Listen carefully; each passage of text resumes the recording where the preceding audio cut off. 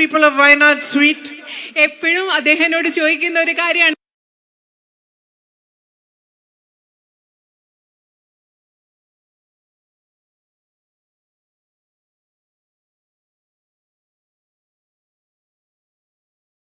ന്റെ ചെയർമാനും കൺവീനറും പ്രിയപ്പെട്ട പ്രിയങ്ക ഗാന്ധിയെ സ്വീകരിക്കുകയാണ്.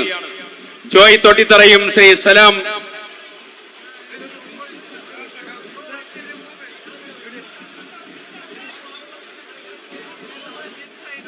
പ്രിയമുള്ളവരെ, ജനാധിപത്യത്തിന്റെ ഒരു ഉത്സവമായി വയനാട് ഒരു പുതുചരിത്രം രചിക്കുകയാണ്.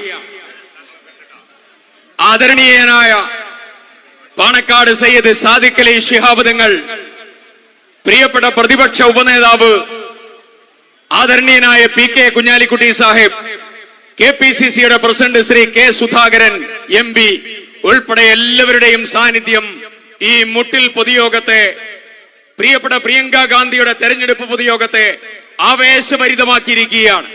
നമ്മളെല്ലാവരും കൈവീശി പ്രിയങ്ക ഗാന്ധിയെ അഭിവാദ്യം ചെയ്യുകയാണ്. ആവേശത്തോടുകൂടി ഈ മുട്ടിൽ ടൗൺ പ്രിയങ്ക ഗാന്ധി അഭിവാദ്യം ചെയ്യുകയാണ്. ചരിത്രം സൃഷ്ടിക്കാൻ, ജനാധിപത്യത്തിന്റെ ഉത്സവമാക്കി തെരഞ്ഞെടുപ്പിനെ മാറ്റാൻ മുട്ടിൽ തടിച്ചുകൂടിയ മുഴുവൻ ആളുകളെയും അഭിവാദ്യം ചെയ്തുകൊണ്ട് ഏറെ ആദരണീയയായ പ്രിയങ്ക ഗാന്ധിയെ സംസാരിക്കാൻ ക്ഷണിക്കുന്നു. ആദരപൂർവ്വം ക്ഷണിക്കുകയാണ്.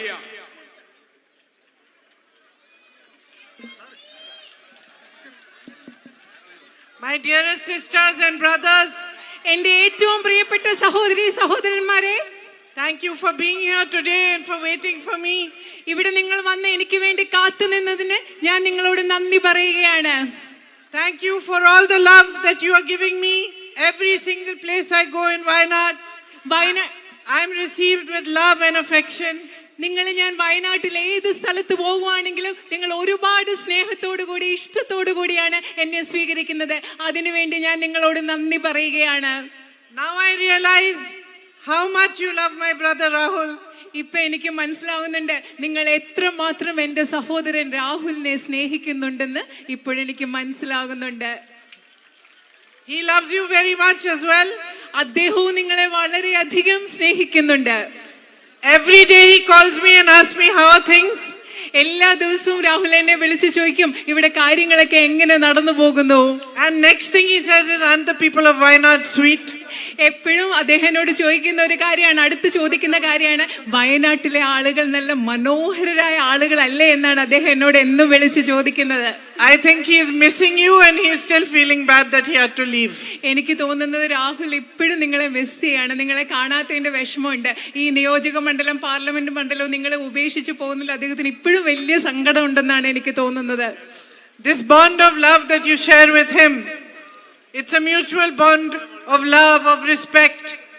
നിങ്ങളും രാഹുലും തമ്മിലുള്ള പരസ്പര ബന്ധം എന്ന് പറയുന്നത് പരസ്പരം സ്നേഹത്തിന്റെയും ബഹുമാനത്തിന്റെയും ഒരു ബന്ധമാണ്.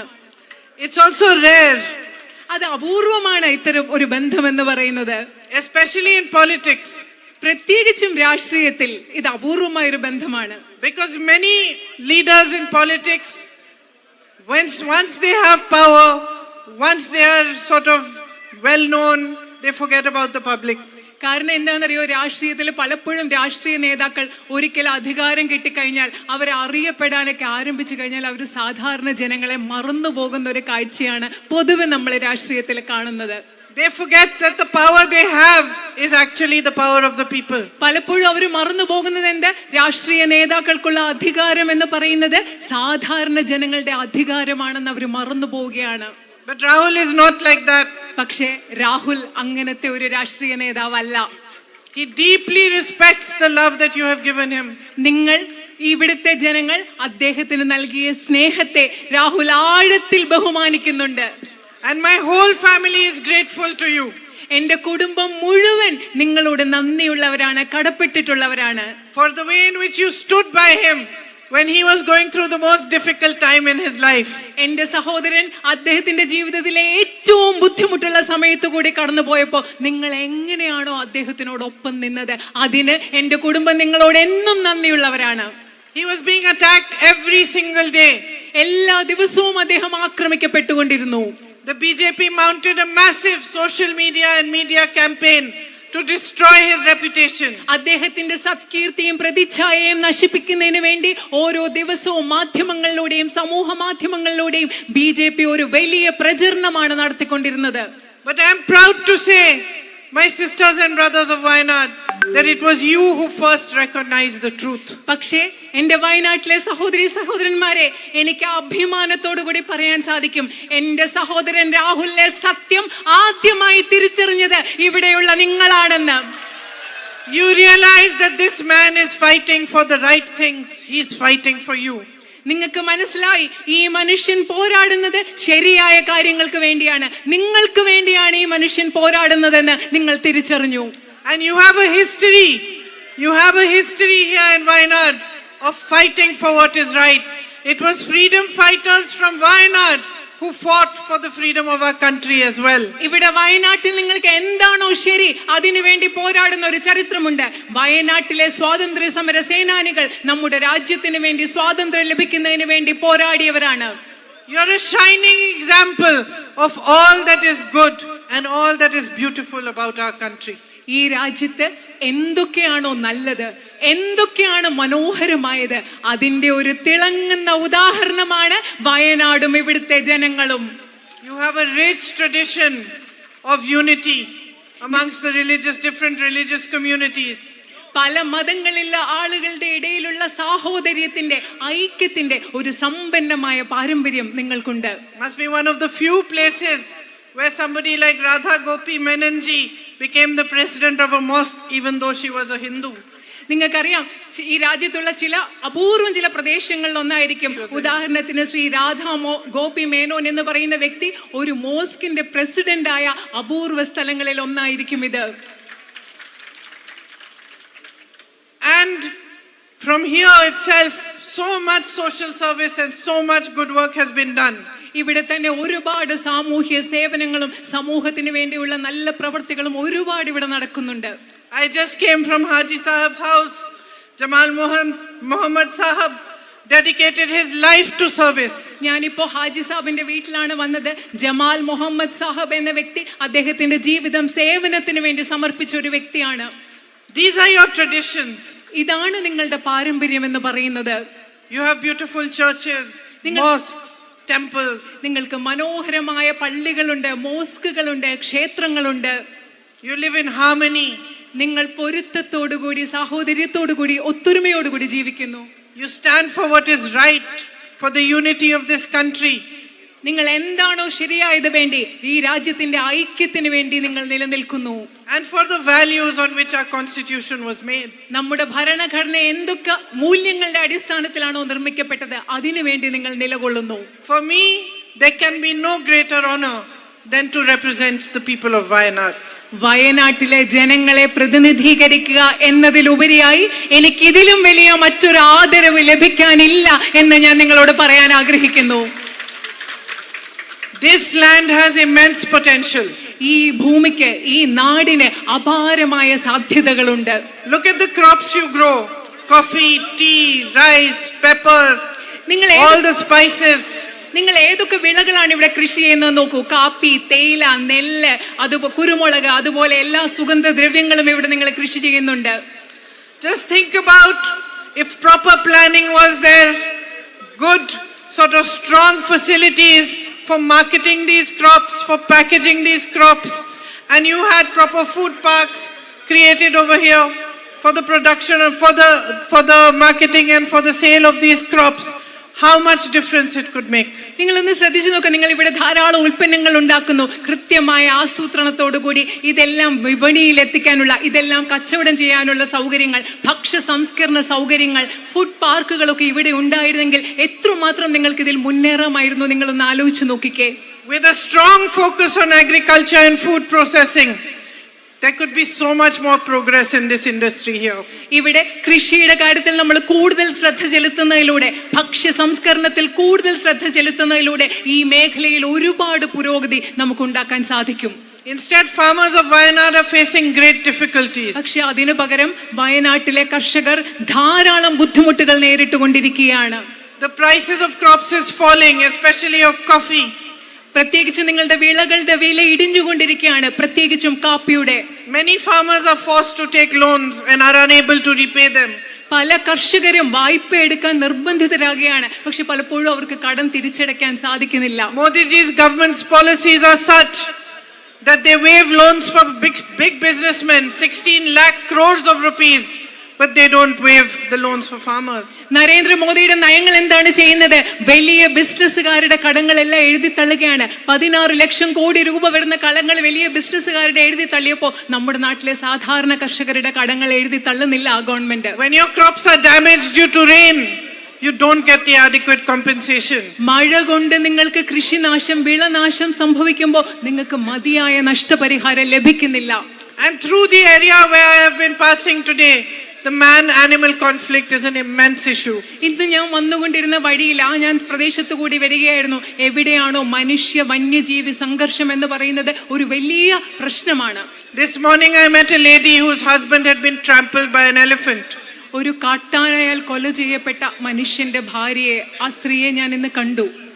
I am beginning to understand the extent of the crop loss and the loss of lives that is happening due to the man-animal conflict. മനുഷ്യ വന്യജീവി സംഘർഷം മൂലം നിങ്ങൾക്ക് എത്രമാത്രം വിളനാശം ഉണ്ടാകുന്നു, അതുപോലെ എത്രമാത്രം മനുഷ്യജീവൻ നഷ്ടപ്പെടുന്നു, ഇതിന്റെ എല്ലാം വ്യാപ്തി ഞാൻ മനസ്സിലാക്കി തുടങ്ങുകയാണ്. And it is a problem for which we will have to find a solution together. നമ്മൾ ഒരുമിച്ച് പരിഹാരം കണ്ടെത്തേണ്ട ഒരു പ്രശ്നമാണിത്. That lady told me that when her husband was injured, she took him to the hospital in Manantawadi and they referred him to Kozhikode. ആ സ്ത്രീ എന്നോട് പറഞ്ഞ എന്താണെന്നറിയോ? അദ്ദേഹത്തിന്റെ ഭർത്താവിന് മുറിവേറ്റപ്പോൾ അവിടെ മാനന്തവാടിയിലുള്ള ആശുപത്രി കൊണ്ടുപോയി, പക്ഷെ അവിടെ നിന്ന് കോഴിക്കോട് മെഡിക്കൽ കോളേജിൽ കൊണ്ടുപോകാൻ പറഞ്ഞു. But by the time she reached Kozhikode, he had already passed away. പക്ഷേ അവർ കോഴിക്കോട് ആശുപത്രിയിൽ എത്തുന്ന സമയം കൊണ്ട് ആ മനുഷ്യൻ മരിച്ചുപോയി. Her daughter held my hand and said, the only thing we really need is the medical college. എൻ്റെ കൈ പിടിച്ചുകൊണ്ട് അവരുടെ മകൾ എന്നോട് പറഞ്ഞു, ഞങ്ങൾക്ക് ഇവിടെ വയനാട്ടിൽ അത്യാവശ്യമായി വേണ്ട ഏറ്റവും പ്രധാനപ്പെട്ട കാര്യം എന്ന് പറയുന്നത് മെഡിക്കൽ കോളേജാണ്. I stopped on the way and met some timber laborers. ഞാൻ അവിടെ വരുന്ന വഴിയിലെ കുറച്ച് തൊഴിലാളികളെ അവിടെ കണ്ടു, തടിയുമായിട്ട് ബന്ധപ്പെട്ട് പണി ചെയ്യുന്നവർ. I asked them, what is the biggest problem you are facing? ഞാൻ അവരോട് ചോദിച്ചു, നിങ്ങൾ നേരിടുന്ന ഏറ്റവും വലിയ പ്രശ്നം എന്താണ്? And they immediately said, we want a medical college. അവരെന്നോട് പെട്ടെന്ന് പറഞ്ഞ മറുപടി ഇതാണ്, ഞങ്ങൾക്കൊരു മെഡിക്കൽ കോളേജ് വേണം. Before I came here, a lady who I have worked with for many years, who's a nun, a sister in the Mother Teresa's missions, she called me. She said, I am from Wayanad, and all I'm asking you, Priyanka, is that if you go there, you must fight for the medical college. ഞാൻ ഇവിടെ വരുന്നതിന് മുമ്പ് mother തെരേസയുടെ സന്യാസ സമൂഹത്തിൽ എന്നോടൊപ്പം ജോലി ചെയ്യുന്ന ഒരു സിസ്റ്റർ, ഒരു കന്യാസ്ത്രീയായ സിസ്റ്റർ എന്നെ വിളിച്ചു. ഞാൻ ആ സിസ്റ്ററിനെ കണ്ടപ്പോൾ എന്നോട് പറഞ്ഞു, പ്രിയങ്ക, നിങ്ങൾ വയനാട്ടിൽ പോവുകയാണെങ്കിൽ നിങ്ങൾ പോരാടേണ്ടത് ഒരു കാര്യത്തിന് വേണ്ടിയാണ്, അത് അവിടുത്തെ മെഡിക്കൽ കോളേജിന് വേണ്ടിയാണ്. I know that my brother has put pressure on the government, and he has raised your voice again and again for this. In fact, it is because of the pressure he put that the status of the existing hospital was changed to medical college and a new board was put there. But unfortunately, the facilities have still not been given. എനിക്കറിയാം എൻ്റെ സഹോദരൻ നിങ്ങൾക്കൊരു medical college ഉണ്ടാകുന്നതിന് വേണ്ടി ഒരുപാട് സമ്മർദ്ദം ഗവൺമെന്റിന്റെ മേൽ ചെലുത്തിയിട്ടുണ്ട്. അദ്ദേഹത്തിന്റെ ശ്രമഫലമായിട്ടാണ് അവിടെയുള്ള ഇപ്പോഴുള്ള ആശുപത്രിയിൽ മെഡിക്കൽ കോളേജ് എന്നൊരു ബോർഡ് വെച്ചത്. പക്ഷേ ദൗർഭാഗ്യകരമെന്ന് പറയട്ടെ, മെഡിക്കൽ കോളേജ് എന്നൊരു ബോർഡ് വെച്ചതല്ലാതെ മെഡിക്കൽ കോളേജിന് വേണ്ട ഒരു സൗകര്യങ്ങളും ഇതുവരെ അവിടെ ലഭ്യമാക്കിയിട്ടില്ല. So it's very, very important for all of us to fight together to get this medical college to start properly and to give you all the facilities that you deserve. അതുകൊണ്ട് നമ്മൾക്കിത് വളരെ പ്രധാനപ്പെട്ടതാണ്. നമുക്ക് ഒരുമിച്ച് ഇവിടുത്തെ മെഡിക്കൽ കോളേജിന് വേണ്ടി പോരാടണം. നിങ്ങൾക്ക് വേണ്ട സൗകര്യങ്ങൾ അവിടെ ഉണ്ടാകാൻ വേണ്ടി നമുക്ക് ഒരുമിച്ച് പോരാടേണ്ടത് വളരെ പ്രധാനപ്പെട്ടതാണ്. It's a very, very difficult situation. I can understand that if a family member falls sick, you don't have adequate facilities in the area. And then if you have to take him somewhere else, there is a night ban or night traffic ban, and you are not allowed to move at certain times of the night. നിങ്ങൾക്കറിയാം, എനിക്ക് മനസ്സിലാക്കാൻ പറ്റും. നിങ്ങളുടെ വീട്ടിൽ ആർക്കെങ്കിലും ഒരു അസുഖം വന്നു, നിങ്ങൾക്ക് ആശുപത്രിയിൽ കൊണ്ടുപോകാൻ പറ്റില്ല, കാരണം ഇവിടെ മെഡിക്കൽ കോളേജും അതിൻ്റെ വേണ്ട സൗകര്യങ്ങളില്ല. നിങ്ങൾക്ക് അവിടെ ദൂരെ എവിടെയെങ്കിലും ആളിനെ ചികിത്സയ്ക്ക് കൊണ്ടുപോകാൻ പറ്റുമെങ്കിൽ എന്താ പറ്റുന്നത്? രാത്രി യാത്രാ നിരോധനം കാണും. രാത്രിയിൽ ചില സമയത്ത് നിങ്ങൾക്ക് യാത്ര ചെയ്യാനും പറ്റുന്നില്ല. I can completely understand, my sisters, If somebody is pregnant and there's a complication and you need a proper hospital and you cannot even travel to reach it, what fear that must be embedding inside you. How it must be troubling you that if somebody falls really sick, what do you do? എനിക്കറിയാൻ പറ്റും എൻ്റെ സഹോദരിമാർ, ആരെങ്കിലും ഗർഭിണിയായിട്ട് ഒരാൾ വീട്ടിലുണ്ട്, കുറച്ച് സങ്കീർണമായ പ്രശ്നങ്ങളുണ്ട്, നിങ്ങൾക്കൊരു ആശുപത്രിയിൽ കൊണ്ടുപോകണം, പക്ഷെ ആശുപത്രിയിൽ കൊണ്ടുപോകാൻ സാധിക്കില്ല. എന്തുമാത്രം പേടി ഉണ്ടായിരിക്കും മനസ്സിൽ ആ സമയത്ത്. അതുപോലെ വീട്ടിൽ ആർക്കെങ്കിലും അസുഖം വന്ന് ആശുപത്രിയിൽ കൊണ്ടുപോകാൻ പറ്റാത്തപ്പോൾ നിങ്ങൾക്ക് എന്തൊക്കെ ബുദ്ധിമുട്ടുണ്ടാവും എന്ന് എനിക്ക് കൃത്യമായി മനസ്സിലാക്കാൻ സാധിക്കും. And I understand that this problem of health facilities is worst in the tribal areas. എനിക്ക് പറയാം, ഈ ആരോഗ്യ പരിരക്ഷ, ആരോഗ്യ സംവിധാനങ്ങളുടെ പ്രശ്നം എന്ന് പറയുന്നത് നിങ്ങളുടെ ആദിവാസി മേഖലകളിൽ ഇതിലും പരിതാപകരമായ അവസ്ഥയാണെന്ന് എനിക്കറിയാം. There is already so much poverty and so much difficulty, and on top of that even the primary health care centers are not fully functional. നിങ്ങൾക്കറിയാം, ആ പ്രദേശങ്ങളിൽ ഒരുപാട് ദാരിദ്ര്യമുണ്ട്, അതിന്റെ കൂടെ ഒരുപാട് ബുദ്ധിമുട്ടുകളുണ്ട്. അതൊന്നുമല്ല, അവിടെ പ്രാഥമിക ആരോഗ്യ സംവിധാനങ്ങൾ പോലും നന്നായി പ്രവർത്തിക്കുന്നില്ല. Under the Congress government, the Manrega program was started and it provided jobs for those who were the poorest of the poor. Congress government കേന്ദ്രത്തിൽ അധികാരത്തിൽ നിന്നപ്പോൾ മഹാത്മാഗാന്ധി ദേശീയ ഗ്രാമീണ തൊഴിലുറപ്പ് പദ്ധതി നടപ്പിലാക്കി. ആ പദ്ധതിയുടെ ഭാഗമായി ഈ രാജ്യത്തെ ഏറ്റവും ദരിദ്രരായ മനുഷ്യർക്ക് തൊഴിൽ ലഭിച്ചു. This morning I met some sisters from the tribal community. They were Manrega workers. They get 436 rupees a day. ഞാൻ ഇന്ന് രാവിലെ തൊഴിലുറപ്പ് പദ്ധതിയുടെ ഭാഗമായി പ്രവർത്തിക്കുന്ന ആദിവാസി സമൂഹത്തിൽ നിന്നുള്ള ഏതാനും സഹോദരിമാരെ കണ്ടു. അവർക്ക് ഒരു ദിവസം കിട്ടുന്നത് 436 രൂപയാണ്. So more funds need to be put into Manrega, better wages need to be given, dairy workers need to be added to them, to the Manrega workers. തൊഴിലുറപ്പ് പദ്ധതിയിലേക്ക് നമുക്ക് ധാരാളം കൂടുതൽ സാമ്പത്തിക സഹായം നൽകേണ്ടതുണ്ട്. അവിടെ കൂടുതൽ തൊഴിലുണ്ടാവേണ്ടതുണ്ട്. അതുപോലെ തന്നെ ഈ നാട്ടിലെ ക്ഷീര കർഷകരെ നമുക്ക് തൊഴിലുറപ്പ് പദ്ധതിയുടെ ഭാഗമാക്കേണ്ടതുണ്ട്. And while you have good education centers up to a certain level, the tribal areas really lack higher education centers and institutions. നിങ്ങൾക്ക് ഒരു പരിധി വരെ വിദ്യാഭ്യാസ സ്ഥാപനങ്ങൾ ഇവിടെ ഉണ്ടെങ്കിലും ആദിവാസി മേഖലകളിൽ ഉന്നത വിദ്യാഭ്യാസത്തിന് സൗകര്യമുള്ള സ്ഥാപനങ്ങൾ ഇന്നും കുറവാണ്. I was very happy to visit the WMO and to see what great work is being done and to see so many bright young people with such a bright future ahead. ഞാൻ WMO കോളേജിൽ പോയി അവിടുത്തെ കുട്ടികളെ സന്ദർശിക്കാൻ, വളരെ ശോഭനമായ ഭാവിയുള്ള ചെറുപ്പക്കാരെയും ചെറുപ്പക്കാരികളെയും അവിടെ കാണാൻ എനിക്ക് വളരെയധികം സന്തോഷമുണ്ടായി. But we need more institutions still. പക്ഷേ നമുക്ക് ഇനിയും കൂടുതൽ ഇതുപോലെയുള്ള വിദ്യാഭ്യാസ സ്ഥാപനങ്ങളുടെ ആവശ്യമുണ്ട്. My brother worked hard. He provided buses for ambulances and schools in tribal areas and mobile health vans to do the primary health care at least. He also inaugurated some smart Anganwadis to help the people in the tribal areas. എൻ്റെ സഹോദരൻ ആദിവാസി മേഖലകളിൽ ബസ്സുകളും വാഹനങ്ങളും ആംബുലൻസുകളും school ബസ്സും നൽകുന്നതിന് വേണ്ടി അദ്ദേഹം വളരെയധികം കഠിനമായി പരിശ്രമിച്ചു. അതുപോലെ തന്നെ അദ്ദേഹം ഇവിടെ ചില സ്മാർട്ട് അംഗനവാടികളും ആരംഭിച്ചു. And Wayanad is so beautiful that if the infrastructure is properly developed, then it has so much more potential for tourism. Wayanad വളരെ മനോഹരമായ ഒരു നാടാണ്. ഇവിടുത്തെ അടിസ്ഥാന സൗകര്യങ്ങൾ ഇനിയും നമ്മൾ വികസിപ്പിച്ചാൽ ടൂറിസത്തിന്റെ, വിനോദസഞ്ചാരത്തിന്റെ അനന്തമായ സാധ്യതകളാണ് വയനാട്ടിലുള്ളത്. The Kalpetta Dam can be developed as a place for tourism, and the canal road that connects 3 panchayats around it needs to be developed as well. അതുപോലെ വിനോദസഞ്ചാരത്തിന് വേണ്ടി കരാപ്പുഴ ഡാം നമുക്ക് വികസിപ്പിക്കണം. അതിന് ചുറ്റുമുള്ള കനാലുകൾ അതുകൂടി നമുക്ക് വികസിപ്പിച്ചെടുക്കേണ്ടതുണ്ട്. There is so much talent here. Young people who are sports people playing soccer, volleyball, archery, all this can be developed with the right kind of thinking.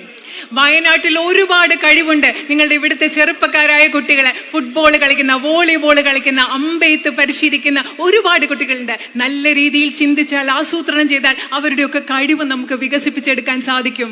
But sisters and brothers, I want you to think about why, with so much potential, so much energy, so many natural resources, you are still in a position where you have to beg for a medical college, where you have to beg for your roads to be built, where it's difficult to get drinking water from somewhere. എന്റെ സഹോദരി സഹോദരന്മാരെ, ഞാൻ നിങ്ങളോട് ചിന്തിക്കാൻ ആവശ്യപ്പെടുകയാണ്. ഇവിടെ ഇത്രയും കഴിവുണ്ട്, ഇവിടെ ഇത്രയും സാധ്യതകളുണ്ട്, ഇവിടെ ഇത്രയും പ്രകൃതി വിഭവങ്ങളുണ്ട്. പക്ഷെ എന്തുകൊണ്ടാണ് വയനാട്ടുകാരായ നിങ്ങൾക്ക് ഇന്നും ഒരു മെഡിക്കൽ കോളേജിന് വേണ്ടി, ഒരു മെച്ചപ്പെട്ട വിദ്യാഭ്യാസ സ്ഥാപനങ്ങൾക്ക് വേണ്ടി, മെച്ചപ്പെട്ട റോഡുകൾക്ക് വേണ്ടി നിങ്ങൾക്ക് ഇന്നും എന്തുകൊണ്ടാണ് യാചിക്കേണ്ടി വരുന്നത്? Because if there are governments that actually make policies for the people, then this should not be your situation. പക്ഷേ യഥാർത്ഥത്തിൽ ജനങ്ങൾക്ക് വേണ്ടി നിയമങ്ങൾ നിർമ്മിക്കുന്ന ഗവൺമെന്റുകളാണ് അധികാരത്തിലിരിക്കെങ്കിൽ ഇങ്ങനെ യാചിക്കേണ്ടി വരുന്ന ഒരു സാഹചര്യം നിങ്ങൾക്ക് ഒരിക്കലും ഉണ്ടാകില്ല. In the last 10 years of Modi ji's rule and the BJP's rule over this country, all we have seen is division, the spread of anger, the spread of fear. നമ്മൾ കഴിഞ്ഞ 10 വർഷങ്ങൾ മോദി ഗവൺമെന്റിന്റെ BJPയുടെ ഭരണത്തിൽ കണ്ടിട്ടുള്ളത് ജനങ്ങൾക്കിടയിൽ വിഭാഗീയതയും ദ്വേഷവും വെറുപ്പും കോപവും വളർത്തുന്നത് മാത്രമാണ് നമ്മൾ കണ്ടിട്ടുള്ളത്. We have seen policy after policy after policy benefiting only a handful of big business people. ഒരു പിടി അതിസമ്പന്നരായ വ്യവസായികളെ അവർക്ക് മാത്രം ഗുണമുണ്ടാകുന്ന നയങ്ങളാണ് നമ്മൾ ഒന്നൊന്നായി ഈ രാജ്യത്ത് കണ്ടുകൊണ്ടിരിക്കുന്നത്. Government institutions have been weakened. നമ്മുടെ ഗവൺമെന്റിന്റെ സ്ഥാപനങ്ങളെ ദുർബലപ്പെടുത്തിക്കൊണ്ടിരിക്കുകയാണ്. Tribal lands have been snatched and given to them. നമ്മുടെ ആദിവാസികളുടെ ഭൂമി അവരിൽ നിന്ന് എടുത്ത് ഈ വ്യവസായികൾക്ക് നൽകുകയാണ്. The rights of citizens have been oppressed. ഈ രാജ്യത്തെ പൗരരുടെ അവകാശങ്ങൾ അടിച്ചമർത്തപ്പെട്ടുകൊണ്ടിരിക്കുകയാണ്. Ports, airports, PSUs, subsidiaries of PSUs, everything is being slowly handed over to these same businesses. നമ്മുടെ രാജ്യത്തെ തുറമുഖങ്ങൾ, നമ്മുടെ രാജ്യത്തെ വിമാനത്താവളങ്ങൾ, നമ്മുടെ രാജ്യത്തെ പൊതുമേഖലാ സ്ഥാപനങ്ങളുടെ അനുബന്ധ സ്ഥാപനങ്ങൾ ഇവയെല്ലാം പതിയെ പ്രധാനമന്ത്രിയുടെ അതിസമ്പന്നരായ വ്യവസായ സുഹൃത്തുക്കൾക്ക് നൽകിക്കൊണ്ടിരിക്കുകയാണ്. And as soon as elections come near, the distraction begins. അതുമാത്രമല്ല, തെരഞ്ഞെടുപ്പ് ആരംഭിക്കുന്ന സമയം തന്നെ ജനങ്ങളുടെ ശ്രദ്ധ തിരിച്ചുവിടുക എന്നതും ഇവിടെ ആരംഭിക്കും. Instead of answering to the public, why is there the highest unemployment in India today? Instead of answering that question, instead of answering why is there so much price rise that it's become difficult for my sisters to go ahead from day to day? ഇവിടെ ജനങ്ങളോട് ഉത്തരം പറയുന്നതിനപ്പുറം എന്തുകൊണ്ടാണ് ഈ രാജ്യത്ത് ഇത്രയും വലിയ തൊഴിലില്ലായ്മ നിരക്കുള്ളത്, എന്റെ സഹോദരിമാരോട് എന്തുകൊണ്ടാണ് ഇവിടെ ഇത്രയും വിലക്കയറ്റം ഉണ്ടാകുന്നത് എന്നതിനൊക്കെ മറുപടി പറയുന്നതിന് പകരം നിങ്ങളുടെ ശ്രദ്ധ തിരിച്ചുവിടുകയാണ്. Instead of discussing why so many young people who are well educated see no future for themselves because there are no jobs available. ഇവിടെ ഈ രാജ്യത്ത് ഒരുപാട് ചെറുപ്പക്കാരുണ്ട്. നല്ല വിദ്യാഭ്യാസം കിട്ടിയ ചെറുപ്പക്കാർക്ക് എന്തുകൊണ്ട് അവർക്ക് വേണ്ടി ഒരു ഭാവി കാണാൻ പറ്റുന്നില്ല എന്ന് ചർച്ച ചെയ്യുന്നതിന് പകരം, instead of addressing the problems of small businesses, shopkeepers, the kind of GST taxes they have to give, ഇപ്പൊ ചെറുകിട വ്യവസായികളുടെ, ചെറുകിട കച്ചവടക്കാരുടെ ഒക്കെ പ്രശ്നങ്ങൾ, അവർക്ക് കൊടുക്കേണ്ടി വരുന്ന GST, ചരക്ക് സേവന നികുതി, ഇതിനെ പറ്റിയുള്ള പ്രശ്നങ്ങൾ, അതിന് ഉത്തരം പറയുന്നതിന് പകരം, as soon as elections are coming, the entire discussion in the media, the entire discussion amongst the BJP politicians is a discussion that spreads fear and spreads hatred amongst people. ഈ വിഷയങ്ങളെല്ലാം ചർച്ച ചെയ്യുന്നതിന് പകരം ഈ രാജ്യത്ത് തെരഞ്ഞെടുപ്പ് വരുമ്പോൾ മാധ്യമങ്ങൾക്കിടയിൽ, അതുപോലെ തന്നെ BJPയുടെ രാഷ്ട്രീയക്കാരുടെ ഇടയിലുള്ള ചർച്ച മുഴുവൻ ഈ രാജ്യത്ത് എങ്ങനെ ഭയം പരത്താം, ഈ രാജ്യത്ത് എങ്ങനെ വിദ്വേഷം പരത്താം എന്നതിനെ കുറിച്ച് മാത്രമാണ് അവരുടെ ചർച്ച. And remember what I am saying to you, sisters and brothers. The only people who benefit from your division are the people who are in power today. എന്റെ പ്രിയപ്പെട്ട സഹോദരന്മാരെ, നിങ്ങളൊന്ന് ഓർക്കുക, നിങ്ങളുടെ ഇടയിൽ വിഭജനം സൃഷ്ടിച്ച് നിങ്ങളുടെ ഇടയിൽ ഭിന്നിപ്പുണ്ടാക്കുന്നതിൽ നിന്ന് ഗുണമുണ്ടാവുന്നത് അധികാരത്തിൽ ഇന്നിരിക്കുന്നവർക്ക് മാത്രമാണ് എന്നുള്ളത് നിങ്ങൾ മറക്കാതിരിക്കുക. And the only reason they divide you, they put fear into your hearts, they put anger into your hearts, they put hatred into your hearts, is so that they can stay in power no matter what. എന്ത് സംഭവിച്ചാലും അധികാരത്തിൽ ഇരിക്കുന്നതിന് വേണ്ടിയാണ് നിങ്ങളുടെ മനസ്സുകളിൽ വിദ്വേഷം നിറയ്ക്കുന്നത്, നിങ്ങളുടെ മനസ്സുകളിൽ ഭിന്നത നിറയ്ക്കുന്നത്, നിങ്ങളുടെ മനസ്സുകളിൽ ഭയം നിറയ്ക്കുന്നത് അവർക്ക് എന്തു വിധേനയും അധികാരത്തിൽ ഇരിക്കാൻ വേണ്ടി മാത്രമാണെന്ന് നിങ്ങൾ ഓർക്കുക. Everything is seen from those eyes. അധികാരത്തിന്റെ ആ കണ്ണുകളിൽ കൂടി മാത്രമാണ് അവരെല്ലാറ്റിനെയും കാണുന്നത്. Even terrible natural disasters like the one that happened here in Wayanad a few months ago. കുറച്ച് മാസങ്ങൾക്ക് മുമ്പ് വയനാട്ടിൽ നടന്ന ഇത്രയും ദുരന്തം നിറഞ്ഞ ഒരു പ്രകൃതി ദുരന്തത്തെ പോലും അവർ ആ കണ്ണുകളിൽ കൂടെയാണ് കാണുന്നത്. Where hundreds of people were swept away. നൂറുകണക്കിന് ആളുകൾ ആ ദുരന്തത്തിൽ ഒലിച്ചുപോയി. Children were left without entire families. മുഴുവൻ കുടുംബങ്ങളും നഷ്ടപ്പെട്ട കുഞ്ഞുങ്ങൾ അവിടെ ഒറ്റപ്പെട്ടു പോയി. Old ladies with nobody left to look after them. വയസ്സായ സ്ത്രീകള്, അവരെ നോക്കാൻ ആരുമില്ലാതെ വയസ്സായ സ്ത്രീകൾ ഒറ്റയ്ക്കായി പോയി. Young boys and girls who had lost their sisters, brothers, mother, father, everybody. സഹോദരിമാരെ, സഹോദരന്മാരെ, അച്ഛന്മാരെ, അമ്മമാരെ നഷ്ടപ്പെട്ട ചെറുപ്പക്കാരായ ചെറിയ ആൺകുട്ടികളും പെൺകുട്ടികളും. The Prime Minister came, he visited Wayanad. പ്രധാനമന്ത്രി ഇവിടെ വന്നു, അദ്ദേഹം വയനാട് സന്ദർശിച്ചു.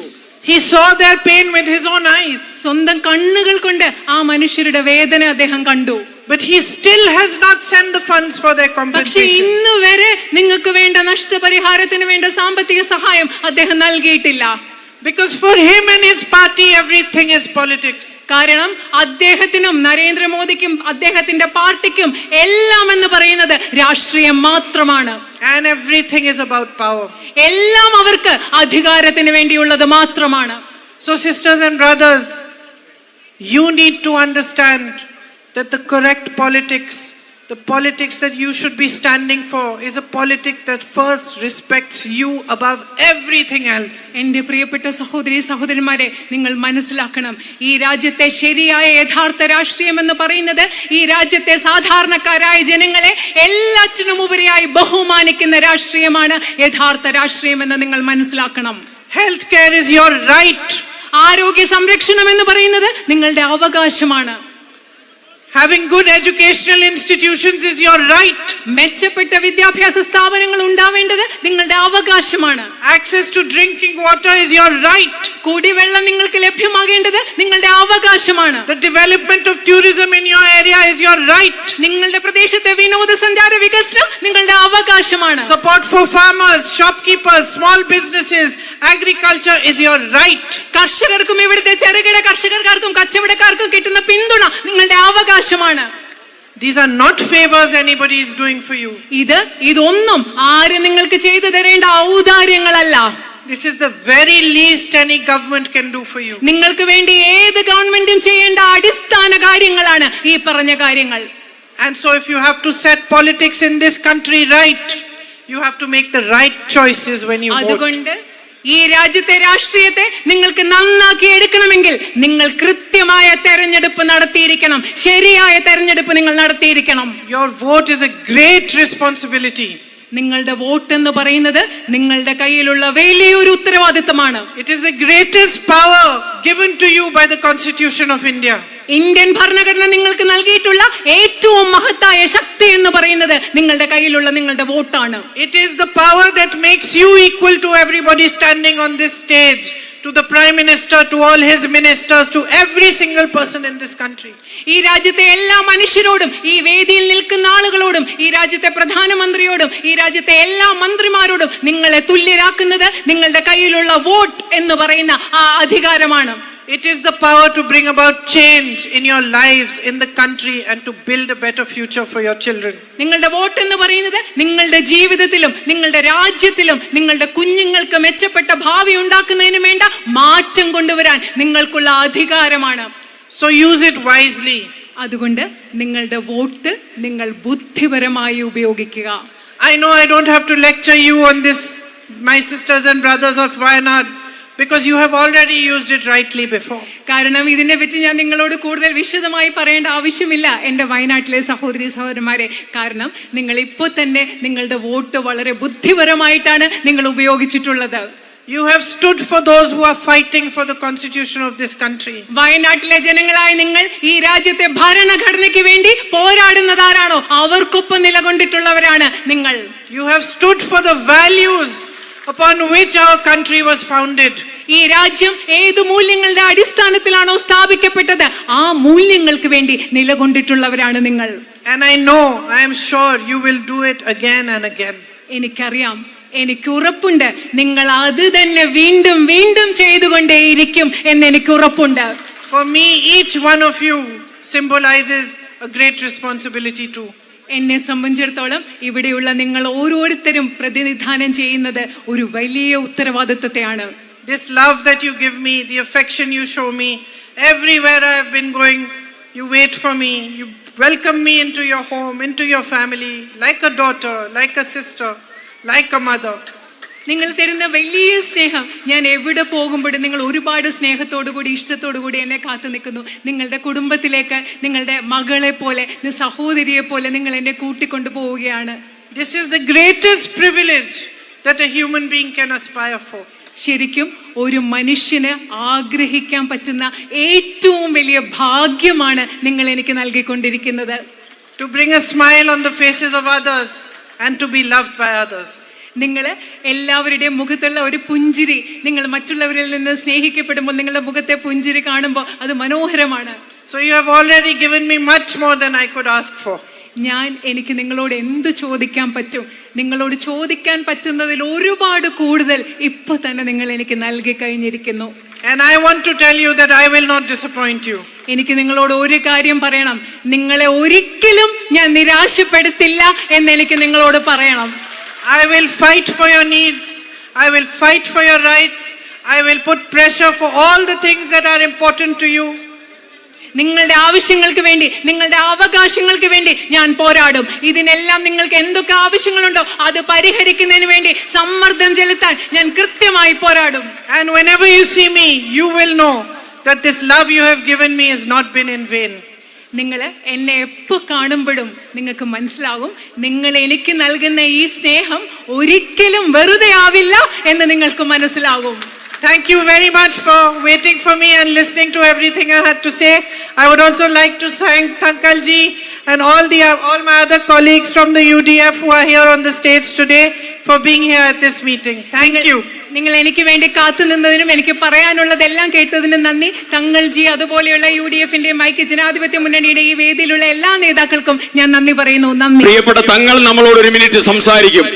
പ്രിയപ്പെട്ട തങ്ങൾ നമ്മളെ അഭിസംബോധന ചെയ്യാൻ കടന്നു വന്നതാണ്. ആദരണീയനായ തങ്ങളെ സംസാരിക്കാൻ ക്ഷണിക്കുന്നു. ആദരണീയ പ്രിയങ്കാജി, മറ്റു നേതാക്കൾ, ഇവിടെ ഔപചാരികമായി 2 വാക്ക് പറയുന്നുവെന്ന് മാത്രം. ശ്രീമതി പ്രിയങ്ക ഗാന്ധിയുടെ വിജയത്തിന് വേണ്ടി നമ്മളെല്ലാവരും കാത്തിരിക്കുകയാണ്. വയനാട് മുഴുവനും ഒരുങ്ങിക്കഴിഞ്ഞിരിക്കുന്നു. ഇനി 13-ാം തീയതി അതിരാവിലെ തന്നെ പോളിംഗ് ബൂത്തിലെത്തിക്കൊണ്ട് നിങ്ങളുടെ ഉത്തരവാദിത്തങ്ങൾ നിർവഹിച്ച് ഇന്ത്യൻ പാർലമെന്റിലേക്ക് നമ്മുടെ പ്രിയങ്കരിയായ സഹോദരിയെ നിങ്ങൾ തിരഞ്ഞെടുത്തയക്കുക എന്ന് മാത്രം അഭ്യർത്ഥിച്ചുകൊണ്ട് ഒരു വാക്കുകൾ വിസ്മരിക്കുന്നു. പ്രിയപ്പെട്ട UDF-ന്റെ സമുന്നതരായ നേതാക്കന്മാർ, ഇന്ത്യൻ യൂണിയൻ മുസ്ലിം ലീഗിന്റെ അഖിലേന്ത്യാ general secretary PK Kunhalikutty Sahib, അഖിലേന്ത്യാ വൈസ് സീനിയർ